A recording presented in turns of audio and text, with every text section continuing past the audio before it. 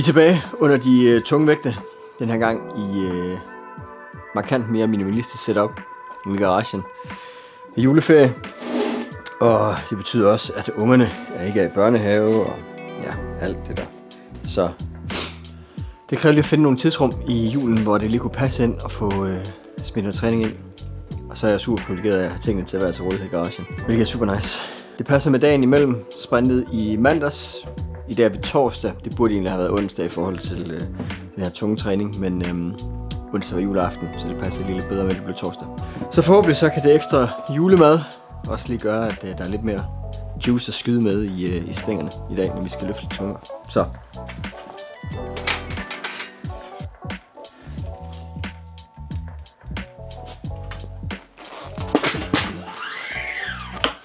Nu kører vi lige opvarmningssættene her, så der er lige stille og roligt fokus på at få vægten bygget op, få teknikken til at spille 100%, lige få tjekke ind med sig selv, hvordan føles kroppen egentlig i dag, er der skud i stængerne, er der ikke, og så bygger vi på stille og roligt. En af de ting, jeg måske lige vil slå et slag for, det er sådan nogle slamboards her, skråkiler. Den her har jeg fået custom made. Jeg har en anden der er lidt mindre style også, men den er oppe i centret. Så det er sådan, at hvis nu jeg skal squatte og gerne vil have mine knæ til at bevæge sig godt frem og virkelig give både mine knæ og min forlår godt stimuli igennem mine squats, men så vil jeg altså gerne ikke blive begrænset af min ankelmobilitet. Jeg kan jo sagtens bruge en masse energi på at træne ankelmobilitet osv. Problemet er, at det vil tage super lang tid. Der er potentielt også en mulighed for, at man har lidt ekstra knoglevækst ned i fødderne, hvis man nu har slået det et par gange i løbet af sin ungdomsår, som der er nogen af os, der har. Så kan der være noget ekstra knoglevækst. Det er altså ikke et spørgsmål, om vi kan skabe mere mobilitet. Det rammer ligesom mod og stopper. Så i stedet for det, så smider vi altså bare fødderne op på slamboardet her. Og på den måde, så får vi automatisk en vinkel på foden, der gør, at man faktisk kan få knæene længere ud over tæerne, uden at vi skal spilde tiden, i min optik, på at sidde og lave en masse ankelmobilitet. Derfor synes jeg, at slamboards er mega fede.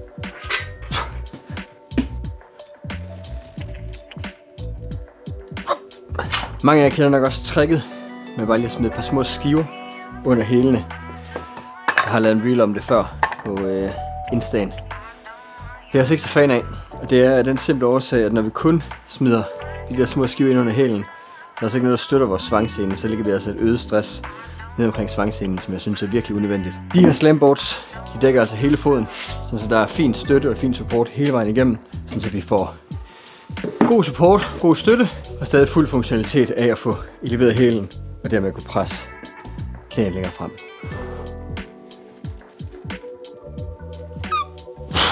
Men som I næsten kan fornemme, så er det et totalt minimalistisk setup. Garage, lille smule gummigulv, masse rod. Jeg kan blive ryddet op endnu efter vi flyttede tilbage i maj. Og der er slet ikke nogen varme, så hvis der er minus 1 grad udenfor, så er der altså også minus 1 grad herinde. Det er rigtig godt i forhold til at opbevare dem her. De er kolde, når man tager dem. Til gengæld så er sådan en barbell altså også mega kold, når man skal holde fast i den. Så det kræver lige lidt ekstra opvarmning, og kræver lige lidt ekstra disciplin de fleste dage, for faktisk at få gået herud, selvom der ikke lige er 25 grader udenfor. Jeg tror, vi skal op omkring en 120-30 stykker på de her pause squats. Ser lige hvor meget der er at skyde med. Jeg kom lidt senere i seng i går under juleaften, og børnene vågner stadig tidligt. Så det er ikke fordi, at søvnkontoen er helt tanket op, men til gengæld så er madkontoen med. Så. Men nu vil lige se, hvordan det bare hinanden ud.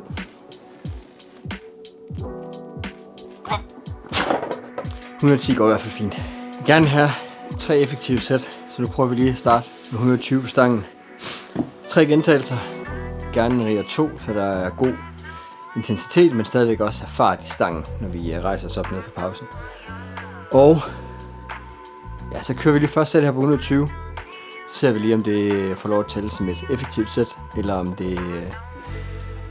vi skal bumpe det lidt op og køre et ekstra sæt på arbejdssættet, eller hvor vi lige er hen. Hvis nu det føles sådan inden for skiven, men stadigvæk godt må være tungere, så vil jeg bare tælle det første sæt med 120, og så gå videre til sæt nummer 2 på 125-30 stykker, efter hvordan de lige kører. Så det er gameplanen lige nu. Jeg ved ikke, om man kan se det herovre. Jeg har lidt wildlife indendørs. skulle være så fint med planter. Ja, der er lige lidt. Lige lidt, der skal gøres for, at det bliver sådan en rigtig nice træningsgarage. Men det er heldigvis bare til mig selv, så det går nok.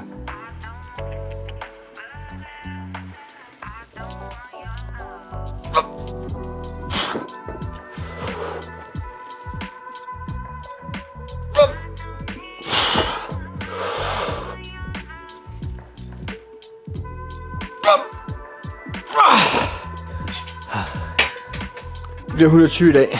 Jeg synes, intensiteten er god. Det føles som om, at der er lidt mere hen i tanken. Men også, jeg alligevel godt kan mærke, at graden er lidt kold herude, og søvn måske ikke er helt top. Så 120 bliver stedet, vi arbejder i dag. Rammer det stimuli, vi gerne vil have, og ikke får skudt over målet. Kommer til sidste sæt. Og ja, skal lige have en over nakken. Jeg synes, hastigheden faldt lidt for meget på den tredje rep i sæt 2. Men jeg blev enig med mig selv om, at det kan vægten. Det er mig, der bare skal tage mig sammen og trykke mere til. Så det holder vi fast i. Håber på, at det er den rigtige beslutning. Og så ser vi, om ikke vi lige kan give den lidt mere gas fra bunden af. Både på 1, 2 og 3. rep i den her.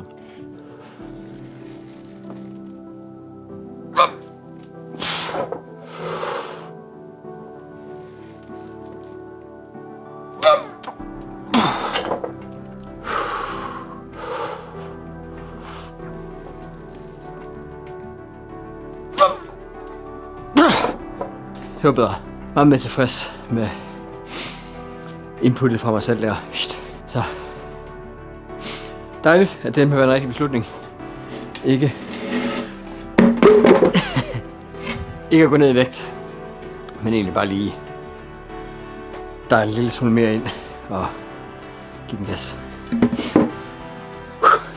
Så det er oprydning. Så giver det altså rigtig god mening, at vi går over og kigger på en øvelse, der rammer en lille smule mere omkring vores bagkæde. Og en øvelse, der er super fed til det, også i sådan lidt et minimalistisk setup, det er en etbens håndstøttet romansk dødløft. Så det kommer vi til at køre nu. Volumen på det kommer til at være sådan en 6-10 gentagelser. Kør 2 sæt her. Prøv ligesom at arbejde stimuli ind igen, uden at udmatte mig selv fuldstændig. Og uden at skulle være øm i flere dage, fordi på lørdag, ja, det bliver lørdag nu, fordi det er torsdag i dag, så derfor så bliver hoppet altså på lørdag. Og derfor vil jeg helst ikke have alt for sådan ømhedsvolumen presset ind. Det handler om at stimulere, ikke at gennemsmadre.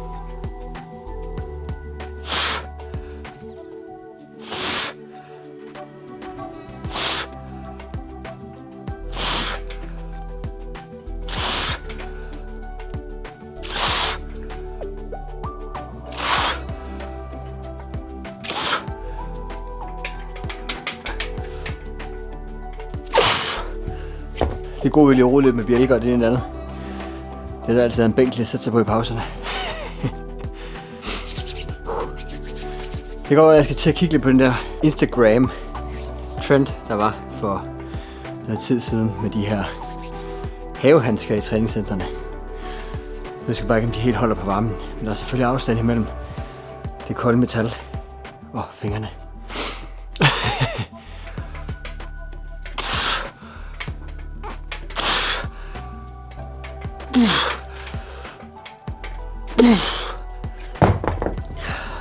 Jeg kører håndstøtten her, for at vi kan holde vægten relativt højt, i hvert fald højere, end hvis vi bare kørte med et ben, og balancen blev et alt for stort perspektiv ind i det.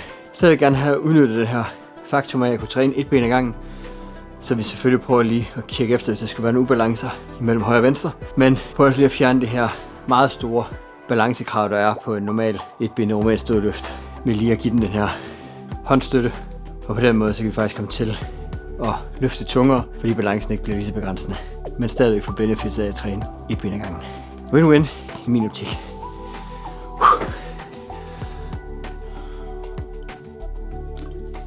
Jeg synes, det der er sværest at passe ind i sådan et minimalistisk setup som det her med vægtstang, en enkelt tung håndvægt, en enkelt lidt lettere håndvægt og en enkelt medium kettlebell skiver, er lægtræningen. Vi kunne godt bare køre et ben og en kettlebell i hånden, Men det er som om den der del af at få lægtræningen til at være tung nok her i det her setup. Det her med, at vi løfter så tungt, at vi faktisk kun kan bevæge os fra under vandret og kun lige over vandret. Så virkelig at presse igennem. Det er svært at lave et stabilt nok setup. Det er svært at holde vægt, der er tung nok til at ramme den intensitet. Det er meget nemmere på en Smith-stativ, eller på en benpres, eller på en overcoming isometric ting, som jeg faktisk har lavet lidt klar til, som ikke helt lykkes for mig at sætte op endnu. Jeg har sådan en stor krog i gulvet, som jeg lavede egentlig til at holde motorcykler, som jeg skal have fundet ud af at få lavet noget kædeværk, og noget, der passer helt perfekt i forhold til den del. Jeg har fået lavet nogle overcoming isometrics med den, men det er altså ikke op at køre endnu. Så det har vi besluttet med dagens træning. I stedet for at prøve at jagte et stimuli, som bliver svært at ramme, så i stedet for så kører vi altså en god klassisk yielding isometric, extreme isometric, som vi prøver at holde i alt fra 1 til 3 minutter. Og egentlig bare giver den fuld gas med det. Et sæt til at stimulere. Det er derfor, det bliver en extreme iso. Det er, at vi prøver ligesom at presse længden over 1 minut. Og gerne bare deroppe af. Så gør vi nu. Og jeg skal nok klippe i det, så I skal sidde og se hele tiden. Nej, nu sætter vi sgu en timer. 2 minutter, siger vi. Vi holder den i 2 minutter. Det er også ulideligt nok i sig selv. 2 minutters ISO her for læggen. Her halvvejs inden kan jeg godt lige prøve at komme med lidt insights ind i det. Første insight er, at det føles færdigt og fedt på samme tid. Næste insight er, at mit fokus her det er at prøve på at trykke vægten ned igennem stortåsleddet, der ligger nede i bunden af stortåen. For ikke bare at gå op på tå, men sådan virkelig prøve at give mig selv opgaven af, at det er hælen, jeg bliver ved med ligesom at løfte. Og på den måde, så skulle jeg meget gerne kunne mærke, at min læg, den bare sådan nærmest kramper i den sammentrækning, den laver.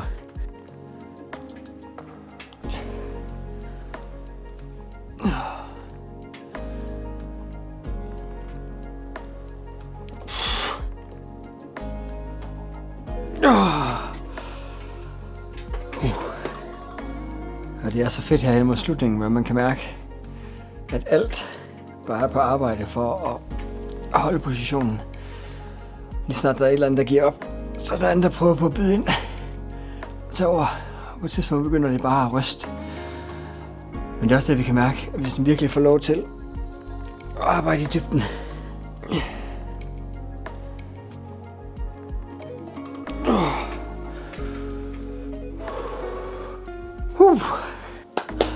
Træning af vores læg er selvfølgelig vigtigt i forhold til selve sådan det at få bygget musklen på læggen. Men vores primære fokus er faktisk at få lægmusklen til at trække så hurtigt akillescenen som overhovedet muligt. Sådan så akillescenen faktisk får lov til at få den her vækst og øget tolerance, øget styrke omkring sig, så den kan tåle flere tæsk i vores sprint og vores plyometrics. Så det er sådan, selvfølgelig er det muskulært arbejde, men det er faktisk med formålet om, at vi prøver at udnytte musklens evne til at trække så hurtigt akillescenen, som den kan. Enten ved at lave nogle lange isometriske sammentrækninger, hårde isometriske sammentrækninger, eller noget rigtig, rigtig tungt dynamisk arbejde også. Det sidste i den her træning, juletræningen her, bliver core. Og i dag der kommer vi til at køre sådan en sekvens, der hedder almindelige mavebøjninger. Så tager vi lige og løfter fødderne op, mens knæene er bøjet. Og så løfter vi strækker vi knæene, og så laver sådan nogle toe touches. 10 reps i hver, så kører vi relativt kort pause, så vi træner sådan en lille smule mere styrke udholdenhed omkring vores core-muskulatur, men dog i et dynamisk regiment.